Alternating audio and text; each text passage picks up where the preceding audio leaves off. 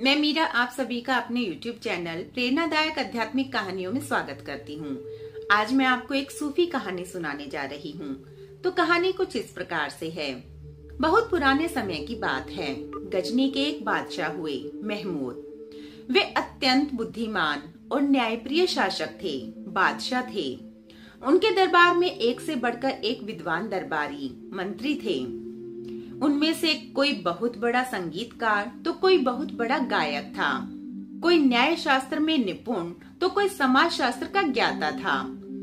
एक दिन उनके दरबार में एक वृद्ध व्यक्ति अपने युवा पुत्र को लेकर आया। वह उस युवा पुत्र का तेज तो देखते ही बनता था। उस वृद्ध व्यक्ति ने बादशाह से कहा कि आपके दरबार में तो एक से बढ़कर एक विद्वान है, परंतु कोई इस्लाम का, कोई धर्म का ज्ञाता नहीं है। इस रिक्त स्थान को मेरा पुत्र अवश्य भर देगा। आज के समय में धर्म का ज्ञान इससे ज्यादा किसी के पास भी नहीं है। इसने इस्लाम के बड़े बड़े विद्वानों के सानिध्य में शिक्षा ग्रहण की है। बादशाह ने तो उस वृद्ध व्यक्ति और उसके पुत्र को आंख उठाकर भी नहीं देखा और उनसे कहा कि 2 वर्ष के पश्चात आना। वृद्ध व्यक्ति तो बड़ा निराश लौटा। उसे लगा कि बादशाह को कम से कम उसके पुत्र की एक छोटी सी परीक्षा तो ले लेनी चाहिए थी, परंतु उसे बादशाह की समझदारी, उनकी बुद्धिमत्ता पर भी अगाध विश्वास था। इसीलिए उसने सोचा कि जरूर कोई कमी रह गई होगी, तभी तो बादशाह ने उन्हें 2 वर्ष पश्चात आने के लिए कहा है।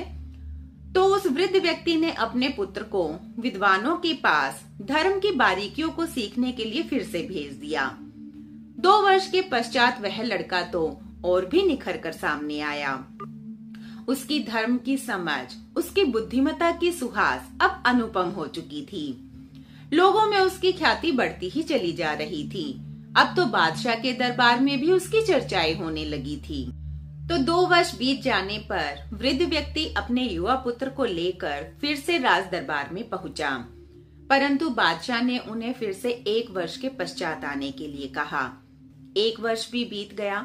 वह वृद्ध व्यक्ति अपने युवा पुत्र को लेकर फिर से दरबार में पहुंचा। तो बादशाह ने उस युवक को कहा कि तुम्हारी एक परीक्षा और बाकी है।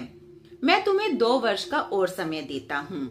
इसके दौरान अगर किसी सूफी फकीर ने तुम्हें बतौर शिष्य स्वीकार कर लिया तो मैं तुम्हें अपने दरबार में दरबारी रख लूंगा। सूफी फकीर के आश्रम में पहुंचा और सूफी फकीर की बागवानी को संभालने लगा। धीरे धीरे वह उनके सत्संग में बैठने लगा और सूफी फकीर का प्रिय हो गया। सूफी फकीर के सानिध्य में कब 2 वर्ष बीते युवक को पता ही नहीं चला। वह तो जैसे परमात्मा के दरबार का दरबारी हो गया। अब उसे कहाँ महमूद के दरबार की कोई चिंता थी, परंतु उसका पिता तो दुनियादारी में, संसार में लिप्त था। वह तो दिन रात महमूद के दरबार के ही सपने देखता रहता था। जैसे ही 2 वर्ष बीते तो पिता अपने पुत्र को लेने के लिए सूफी फकीर के आश्रम में पहुंच गया। पिता ने अपने पुत्र से कहा कि चलो अब समय हो गया है, बादशाह के दरबार में चलते हैं। तो पुत्र ने अपने पिता से इनकार कर दिया और कहा कि मुझे तो अपना दरबार मिल चुका है, अब मुझे किसी और दरबार में नहीं जाना है। पिता ने बड़ी कोशिश की, परंतु पुत्र नहीं माना। पिता बड़ा निराश होकर अपने घर पर वापस लौट आया। धीरे धीरे 3 वर्ष बीतने को आए तो बादशाह ने अपने दरबारियों से कहा कि वह युवक लौट कर नहीं आया, जरा उसका पता लगाओ। तो उस युवक के पिता को दरबार में बुलाया गया और उस वृद्ध व्यक्ति ने बादशाह से कहा कि मेरे पुत्र ने आपके दरबार में आने से इनकार कर दिया। वह तो पूरा दिन अपने गुरु के चरणों में ही बैठा रहता है। यह बात सुनकर बादशाह ने कहा कि अब तो तुम्हारा पुत्र मेरे दरबार के लायक हुआ, अब तो मैं स्वयं ही उसे लेकर आऊंगा। बादशाह अपने ऊंट पर सवार हुए और सूफी फकीर के आश्रम में पहुंच गए। वहां जाकर उन्होंने युवक से बड़ी मिन्नतें की, परंतु युवक ने बड़ी ही विनम्रता से उन्हें मना कर दिया। इस पर सूफी फकीर ने बादशाह को कहा कि महमूद, अब तो यह सबसे बड़े बादशाह उस अल्लाह का दरबारी हो गया है, अब यह तुम्हारे दरबार में नहीं आएगा। आज के लिए बस इतना ही।